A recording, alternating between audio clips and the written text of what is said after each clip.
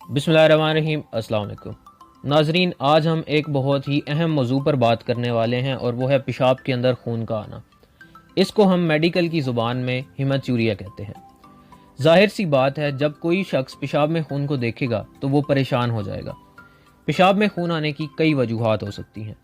بعض وجوہات ایسی ہوتی ہیں جن میں پیشاب میں خون آنے کے ساتھ ساتھ مریض کو درد بھی محسوس ہوتا ہے، جس کی وجہ سے وہ جلد ہی ڈاکٹر سے رجوع کر لیتا ہے۔ لیکن بعض وجوہات ایسی ہوتی ہیں جن میں مریض کو کسی قسم کا درد نہیں ہوتا اور مریض یا تو پیشاب میں خون آنے کو دیر سے نوٹس کرتا ہے یا پھر جان بوجھ کر ڈاکٹر کے پاس جانے سے غفلت برتنا شروع کر دیتا ہے، کیونکہ اسے درد جو نہیں ہوتا۔ اس لیے زیادہ تر مریض خود سے ادویات لینا شروع کر دیتے ہیں یا پھر دیسی ٹوٹکوں سے علاج کرنے کی کوشش کرتے ہیں۔ لیکن در حقیقت اگر پیشاب میں خون آ رہا ہے اور درد نہیں ہو رہا تو یہ اور بھی زیادہ خطرناک بات ہے اور ایسے مریض کو جلد سے جلد ڈاکٹر سے رجوع کرنا چاہیے۔ اب ہم ایک ایک کر کے پیشاب میں خون آنے کی وجوہات پر بات کرتے ہیں۔ اگر کسی شخص کو پیشاب کی نالی یعنی یورینری ٹریکٹ کا انفیکشن ہو تو اس کی وجہ سے بھی پیشاب میں خون آ سکتا ہے۔ یو ٹی آئی کی صورت میں آپ کو پیشاب کرتے ہوئے درد یا جلن بھی محسوس ہو سکتی ہے اور بعض اوقات اس کے ساتھ بخار بھی ہو سکتا ہے۔ پیشاب میں خون آنے کی دوسری وجہ گردوں کے اندر انفیکشن ہو سکتا ہے، جس کو پائلونیفرائٹس کہتے ہیں۔ اس کے ساتھ آپ کو بخار اور کمر یا پھر پہلو میں درد بھی ہو سکتا ہے۔ مزید اگر کسی شخص کے گردوں یا مثانے کے اندر پتھری موجود ہے تو اس کی وجہ سے بھی پیشاب میں خون آ سکتا ہے۔ چھوٹی پتھری تو عموماً بغیر کسی علامات کے پیشاب میں خارج ہو جاتی ہے، لیکن اگر پتھری کا سائز بڑا ہے تو وہ گردوں میں موجود نالیوں کی دیوار کو زخمی کر دیتی ہے، جس کی وجہ سے پیشاب میں خون آنے لگتا ہے۔ اسی طرح جب یہ پتھری یوریٹر یعنی گردوں سے نکلنے والی پیشاب کی نالی اور مثانے میں جائے گی تو ادھر بھی اسی طرح دیوار کے ساتھ رگڑ کھا کر زخمی کر دے گی، جس کی وجہ سے خون آتا ہے۔ ایک اور وجہ جس سے پیشاب میں خون آ سکتا ہے، خصوصاً مردوں میں، اسے ہم بی پی ایچ کہتے ہیں۔ ایک نارمل مرد میں مثانے سے نیچے ایک غدود یعنی گلینڈ موجود ہوتا ہے جس کو پروسٹیٹ کہتے ہیں۔ بی پی ایچ کی بیماری میں پروسٹیٹ کا سائز نارمل سے زیادہ ہو جاتا ہے، جس کی وجہ سے پیشاب کی نالی کا رستہ تنگ ہو جاتا ہے اور اس کی وجہ سے پیشاب میں خون آنے لگتا ہے۔ اس کے علاوہ کچھ بیماریاں ایسی ہوتی ہیں جن میں ہمارا مدافعتی نظام یعنی امیون سسٹم ہمارے اپنے ہی جسم کے حصوں کو متاثر کرنا شروع کر دیتا ہے۔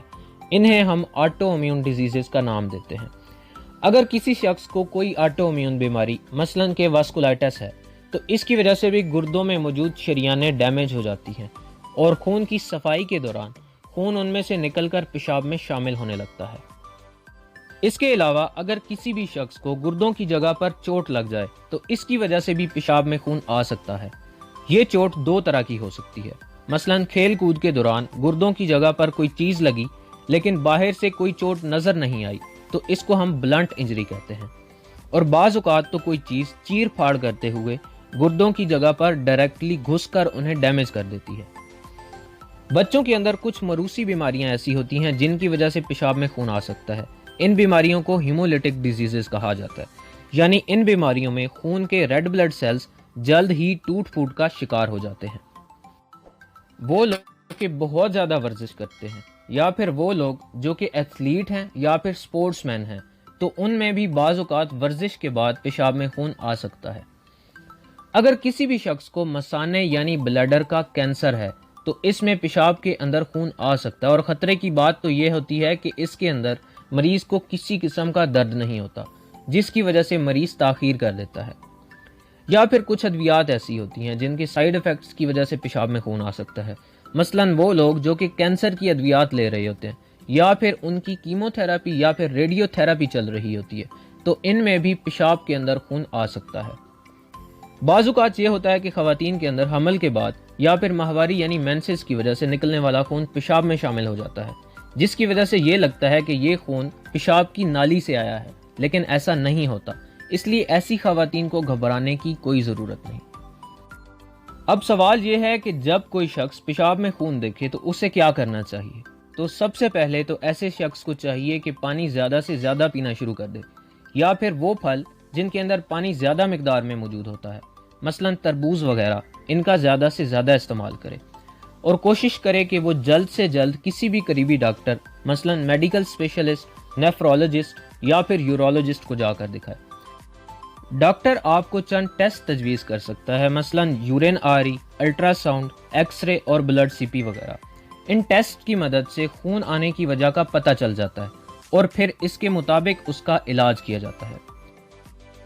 وہ لوگ جنہیں نیفرولوجسٹ اور یورولوجسٹ کا نہیں پتا، تو ان کو بتاتا چلوں کہ نیفرولوجسٹ گردوں کا وہ ڈاکٹر ہوتا ہے جو کہ دوا کی مدد سے آپ کا علاج کرتا ہے، جبکہ یورولوجسٹ گردوں اور مثانوں کا وہ ڈاکٹر ہوتا ہے جو کہ سرجری کے ذریعے علاج کرتا ہے۔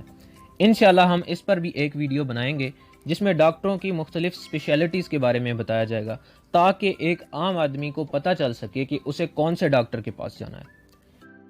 اگر آج کی ویڈیو پسند آئے تو ویڈیو کو لائک کریں، چینل کو سبسکرائب کریں اور ساتھ میں موجود بیل آئیکن کو پریس کرنا نہ بھولیے گا۔ مزید اس طرح کی معلوماتی ویڈیوز کے لیے دیکھتے رہیے علمی ورلڈ۔